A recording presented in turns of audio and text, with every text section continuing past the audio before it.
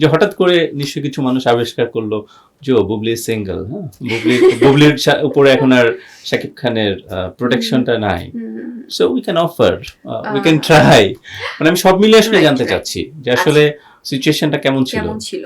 ওই যে এটাই বলছি ভাই, খুব ভালো একটা পয়েন্ট। তো যখন আমি দেখলাম যে এই ব্যক্তি সম্পর্কটা বা প্রফেশনাল লাইফে তো আমরা হয়তো যখন কাজ করছি একসাথে, বিকজ যে মানুষটার সাথে আমি ব্যক্তিগতভাবে ইনভলভ, তার সাথে আমার মানে বিয়ে, সন্তান, সব সম্পর্ক বা এই যে একটা পারিবারিক বন্ধন, আবার আমাদের প্রফেশনাল লাইফেও কিন্তু আবার সেম আমাদের প্রফেশনালি কাজ করতে হচ্ছে, সো দুটাই কিন্তু ব্যালেন্স করা খুব চ্যালেঞ্জিং।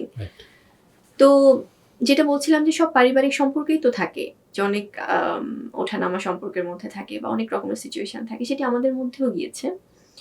তো যখন আমি দেখলাম যে অনেকগুলো ঘটনা ঘটছে, বা আপনি যেটা বলছেন যে হঠাৎ করে একটু পাশ থেকে সরে যাওয়া, তখন আমি দেখেছি যে ওই যে আমাকে উনি শুরু থেকে যেভাবেই ইন্ডাস্ট্রি বা মানুষ বা কাজ সম্পর্কে আমাকে যেভাবে গাইড করেছে, আমার চোখের সামনে সব আসছিল।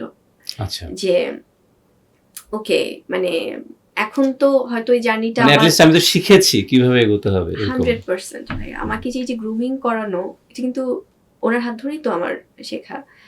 তো সেই জায়গাগুলোতে খুব তখন মনে হচ্ছিল যে ওয়াও, মানে আমি যে জিনিসটা হয়তো কখনো ফিলই করিনি, যে হয়তো হ্যাঁ আমরা অনেকগুলো প্রজেক্ট করছি যেখানে ডিরেক্টর, প্রডিউসার যারা আমাদেরকে ওই সুন্দরভাবে ফাইন শাকিব বুবলি জুটি আমরা একসাথে কাস্ট করতে চাই, বা বুবলিকে আমরা এই সিনেমাটাতে কাস্ট করতে চাই, হয়তো বা সেটা টিম ওয়াইজ একটা ডিফারেন্ট ডিসিশন ছিল।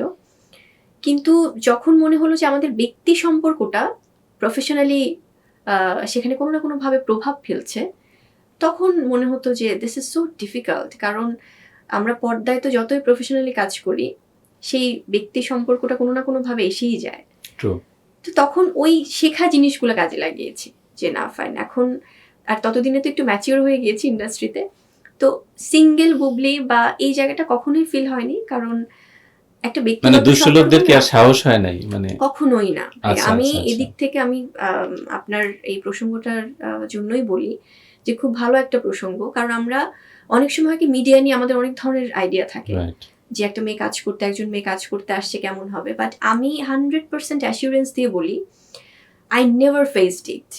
আমি কখনো কোনো দিনও আমাকে কেউ একটা বাজে কোনো প্রস্তাব দেয়া, বাজেভাবে তাকানো, কোনো একটা নোংরা কোনো একটা কথা বলা, বা একটু আকার ইঙ্গিতে কিছু বলা, নেভার এভার।